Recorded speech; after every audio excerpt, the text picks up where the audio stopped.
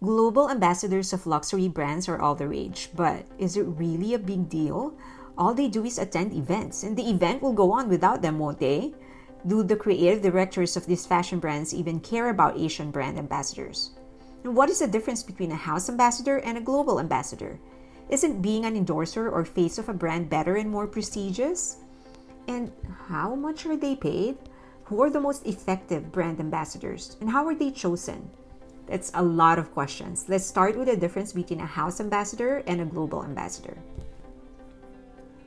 A house is just a fancy fashion industry term used to refer to the brand, usually used by luxury fashion brands such as House of Chanel, House of Celine, House of Givenchy, House of Dior. House ambassadors are synonymous with brand ambassadors. They're the same. Global brands localize their campaigns. They usually choose ambassadors in countries where they are present. However, everyone gets to be called a global ambassador or a brand ambassador, even though being called a global ambassador doesn't automatically mean the brand relies on you specifically for their global marketing.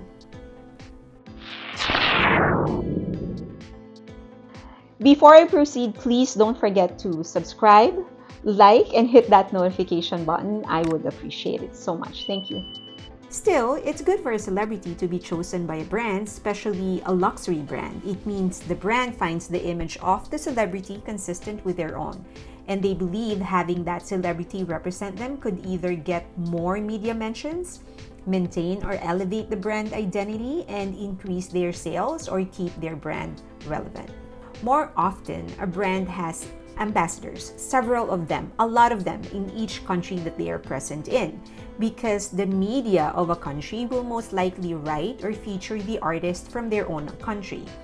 That's what they want, media mentions. So when Jennie of Blackpink attends the House of Chanel event, the Korean media talks about Jennie, not the other ambassadors. Naturally, ambassadors will be photographed wearing a Chanel ensemble, which could spark online search, not to mention photos that mainstream media will publish or broadcast all for free. So yes, that is still a big deal. When Ferragamo signed up Heart Evangelista from the Philippines and Chelsea Island from Indonesia for Chanel, they believe that their image is consistent with theirs, exclusive, elite, beautiful, and classy. Ambassadors versus endorsers. Endorser is just a more formal term for ambassadors. Ambassador is a fancier term, so it's actually the same thing. Ambassadors sign a contract with the brand, and that contract has parameters. For example, is it for 1 year, 2 years, 3 years? Are they locked out of competing brands, meaning they're not even allowed to be seen wearing other brands? That's rare. The scope of work is also indicated in the contract. Are they supposed to attend all fashion events? Are they supposed to do a campaign such as a Summer Line 2023? Is the campaign on print only or digital only or all media? An ambassador may be asked to do a campaign where they become the face of the brand or a product or a collection. For example, for Spring 2023, Chanel chose Kristen Stewart as the face of the brand. And remember, she represents the entire collection, not just one product. There may be others that could represent just one of their products, like their purses or jewelries. Usually, the face of the brand will do a campaign across all media. That means TV, print, digital, out of home. Out of home is billboard, posters, and others. This is usually the highest paid one, for obvious reasons. Rare will a luxury brand ask a celebrity to be the face of the brand for more than 1 year or not even one campaign. This is to spread the risk. Celebrities get into all types of trouble, and staying with one for a while will make their brand vulnerable. If the celebrity messes up, then the brand gets dragged. So it's really when you become the face of the brand, the official endorser, that you're able to prove your marketing power, because that means that an entire company is actually willing to put their brand on you. Now, not getting renewed doesn't mean that you have lost your luster or that you're not in anymore. It could mean that the brand is changing gears, changing strategy, and isn't consistent with the celebrity's image anymore. It could also be the decision of the celebrity. Maybe they want to lay low or they just are changing directions. There are brand ambassadors that don't always show up to events. BTS, for example, didn't really attend any of the fashion events of Louis Vuitton, even though they were the face of the brand for the 2021 collection. So all of these things are pre-agreed during the contract negotiations, and brands would usually make an allowance or they'll accommodate when the celebrity is of higher value. That's why BTS, even though they didn't attend any of the Louis Vuitton event, it was okay because they're BTS. Why do brands get brand ambassadors? There are two things you need to keep in mind: the objective and the outcome. The objective of a business is to sell the product. Everything that you do for a business is geared towards selling.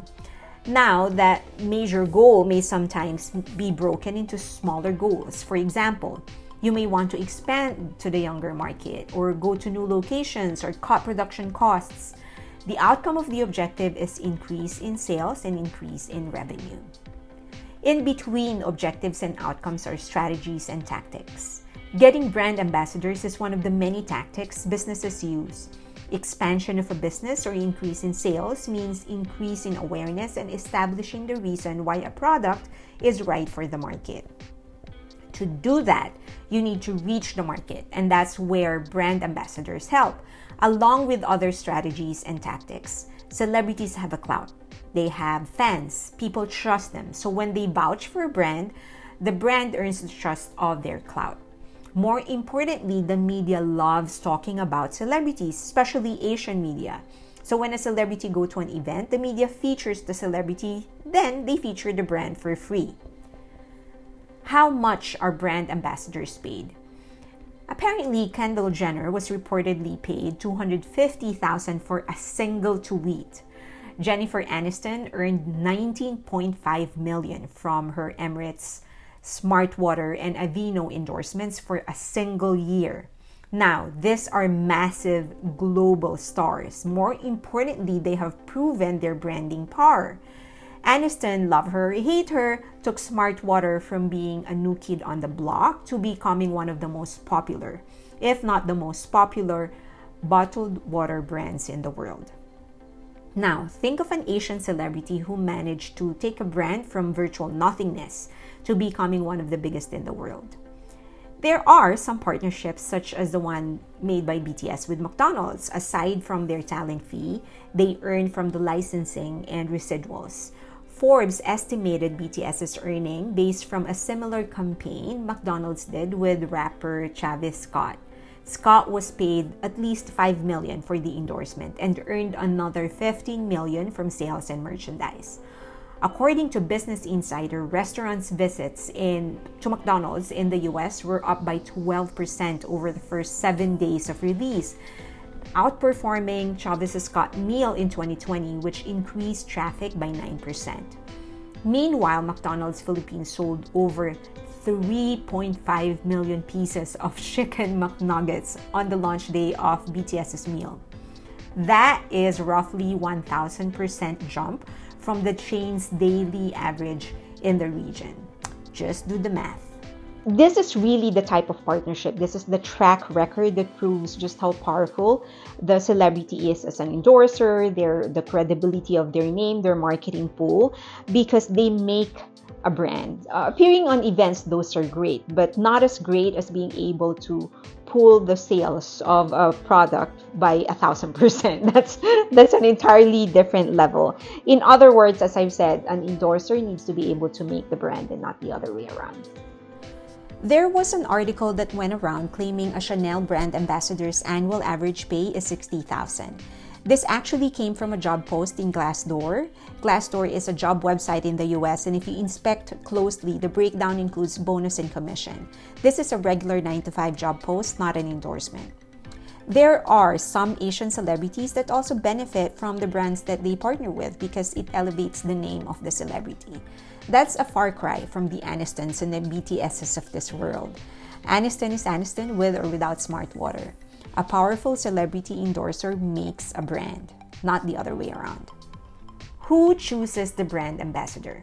Almost all big brands have a creative and a marketing agency and a media agency. For example, Omnicom actually won Chanel's account back in 2021. Under Omnicom are BBDO, DDB, TBWA, and other advertising agencies. Here are some of the biggest advertising agencies on your screens right now. Many of these advertising agencies belong to the same network. And a small trivia, I used to work for this one.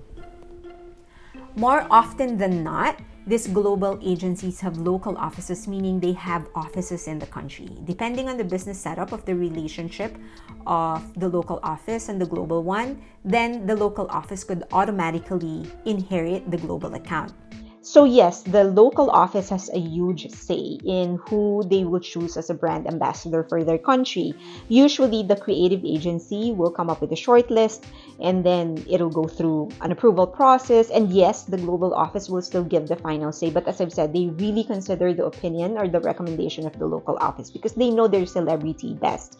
Now, has it ever happened that the global office actually chose somebody for the local office? So for example, the global headquarters is actually in France, but they chose somebody in South Korea. Of course, that's possible, but that's usually reserved for celebrities or personalities that have legitimate global impact. Is this just limited to fashion brands? No, non-luxury brands and other products can also have ambassadors or endorsers. However, what is really impressive and what you really need to think about and look into is when a celebrity affects the sale and the value of the brand. For example, BTS created a demand for Hyundai so high that the wait time was actually 6 months. In the Philippines, Sharon Cuneta was once the most popular actress, and she was the first endorser of PH5, a feminine wash brand. They were going against a much more established feminine brand. Yet, she obliterated the competition. So yes, pricing, distribution, media reach, of course, those contributed to the success of their campaign, their launch, but they really relied on Sharon Cuneta to essentially ask people to give their product a try because they're new in the market, and she succeeded. For luxury brands, it's rare that the face of the brand affects the sales because the marketing banks on exclusivity. So brand ambassadors are there usually just to garner the media attention and just for maintenance.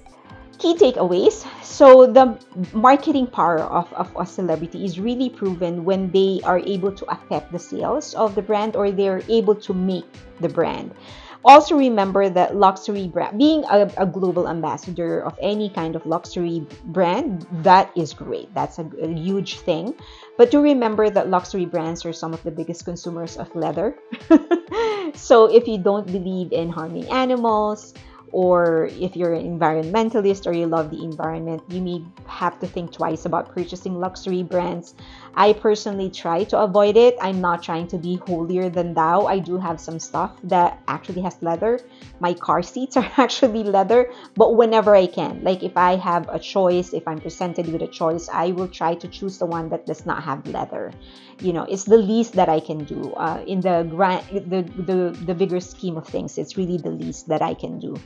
And finally, I do try to support Asian products and Asian brands. So if I can, I try to avoid shopping here in the US, and it's just whenever I go to Asia, Korea, Japan, the Philippines, that's when I shop for my clothes. That's why a lot of my stuff, the things that I wear, is really Asian inspired. So I really admire celebrities or endorsers that would actually put their name on local stuff.